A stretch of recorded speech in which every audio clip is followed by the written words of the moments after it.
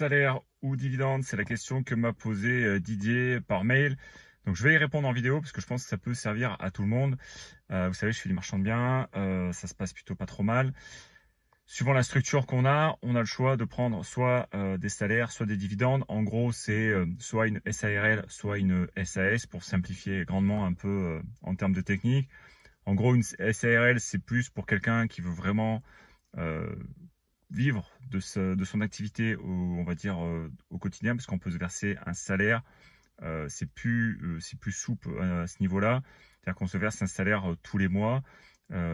Ça permet voilà, vraiment de pouvoir en vivre, alors que sur la partie SAS, alors on s'en sert plutôt avec des dividendes, c'est-à-dire qu'en fait on fait un bilan au bout d'une première année ou d'une seconde année d'activité, et on voit le résultat comptable et on choisit ou non de prendre des dividendes qui évidemment sont taxés, hein. Il y a une fiscalité dessus qui s'applique. Il y a deux fiscalités différentes, soit la flat tax ou soit le mode d'imposition plus classique. Mais en gros, ce qu'il faut retenir, c'est que le choix entre prendre un salaire ou prendre des dividendes, ça va surtout dépendre de votre stratégie à moyen et à long terme. Alors ici, là, je vais dévoiler la mienne parce que à l'heure où on parle, j'ai pas spécialement besoin de l'argent. Moi, j'ai choisi de la partie SAS, donc j'ai plutôt choisi la partie dividende. Et mon objectif à moi perso pour cette SAS et pour cette activité de marchand, c'est comme elle ne me prend pas énormément de temps. Une fois que vous avez trouvé un projet, un second, un troisième, du coup c'est sur les rails. Il faut attendre que ça se commercialise, il faut attendre de revendre les biens pour pouvoir récupérer la trésorerie. Donc il peut se passer de longs mois avant que ça arrive. Donc c'est vraiment des visions sur le très long terme. Pour l'instant, j'ai pas besoin de cet argent, donc cet argent, je laisse grossir sur le compte de ma SAS. Et en fait, moi, ce que j'ai choisi de faire, c'est de réinvestir systématiquement cet argent pour de nouveaux projets. Et à terme, au bout de plusieurs années d'activité, quand la SAS aura vraiment une trésorerie qui est vraiment super intéressante, à ce moment-là, je choisirai ou non, encore une fois, de prendre des dividendes. Mais moi, ce que je vise comme stratégie avec ma SAS de marchand, c'est vraiment de viser une stratégie de dividende sur le long terme, c'est-à-dire vraiment viser ce qu'on appelle l'effet boule de neige, et cet effet vraiment où on vise d'avoir des plus gros revenus vraiment sur le long terme plutôt que d'épuiser la trésorerie tout de suite. Donc ça, c'est vraiment le point essentiel. Ces deux visions qui sont vraiment totalement opposées quand on fait du marchand de biens. Il y a cette vision plutôt salaire, mais quand on démarre une activité comme moi, comme c'est quand on est dans ses premières années d'activité, qu'on cherche vraiment à faire grossir sa trésorerie, en fait, l'activité de marchand, il faut plutôt la voir comme une activité accessoire. Au début, on n'a pas suffisamment de trésorerie pour faire beaucoup d'opérations en parallèle. Idéalement, il faudrait en faire entre 5 et 10 en parallèle pour pouvoir commencer à se verser des revenus assez intéressants tous les mois, et en plus d'avoir suffisamment de trésorerie pour les réinjecter dans de nouvelles opérations.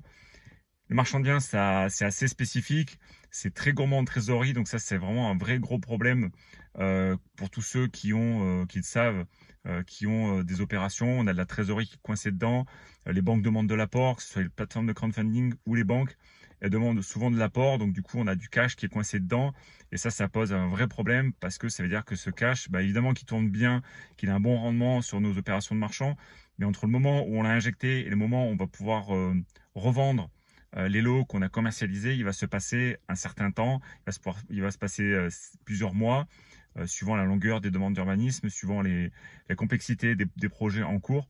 Et tout ça, c'est à prendre en compte dans la balance avant de se dire, voilà, on choisit ou non de se verser plutôt un salaire ou plutôt prendre des dividendes. Donc comme je te l'ai dit, c'est deux choix de structure et deux objectifs qui sont différents.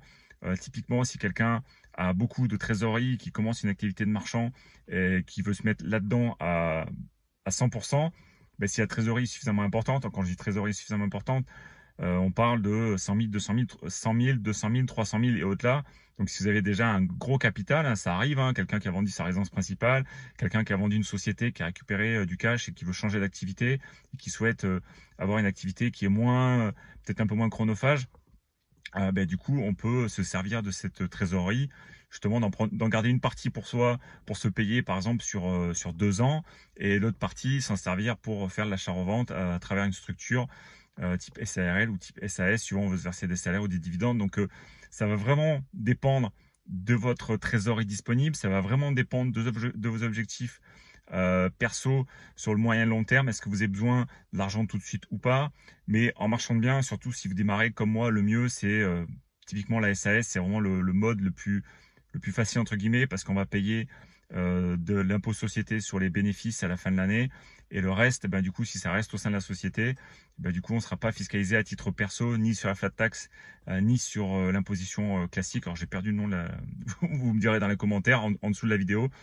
Donc ça va dépendre vraiment de ces objectifs-là, de la vision que vous en avez pour votre activité et de la vision vraiment moyen-long terme de ce que vous voulez en faire. Donc voilà un peu pour la vidéo du jour sur choisir entre salaire ou dividende. Donc j'espère que vous avez bien compris les différentes problématiques sur le moyen et sur le long terme. Donc il faut vraiment se poser les bonnes questions. C'est pas au comptable de choisir, c'est pas à Pierre, Paul, Jacques de choisir. Ça va vraiment dépendre de vos objectifs, parce que la société est faite pour être à votre service, c'est fait pour répondre à votre besoin. Donc c'est un véhicule, et il faut comprendre un peu comment ça fonctionne, comment on peut réussir à le tourner à notre avantage pour atteindre nos objectifs, qui est évidemment d'avoir le plus possible de cash pour pouvoir continuer cette activité et pas le brûler bêtement. Donc moi je trouve ça très intéressant, la SAS. Pour ma situation personnelle, c'est peut-être pas la vôtre, ça va dépendre de votre situation, encore une fois ça va dépendre de vos objectifs, mais moi pour l'instant j'en ai pas besoin, j'ai du locatif,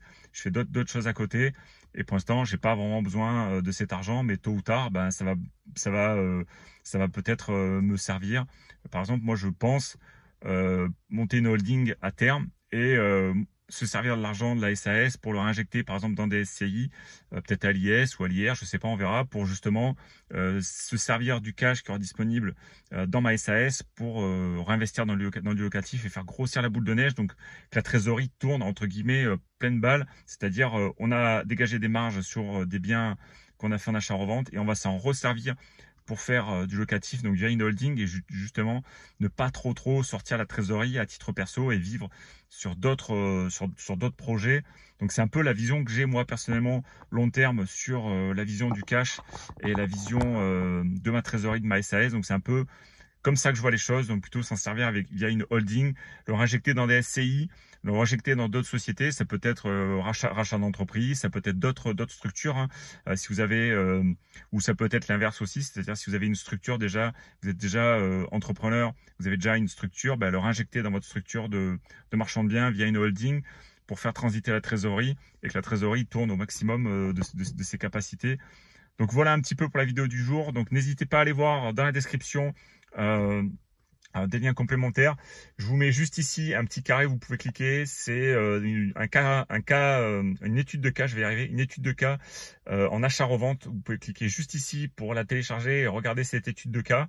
Vous avez d'autres liens complémentaires, vous avez de la fiscalité, vous avez également un dossier bancaire aussi qui est présent dans la description en dessous de cette vidéo, donc n'hésitez pas à aller faire un tour. Je vous dis à très vite pour une prochaine vidéo. Portez-vous bien, bonne marge, bon cash flow, à bientôt, ciao ciao.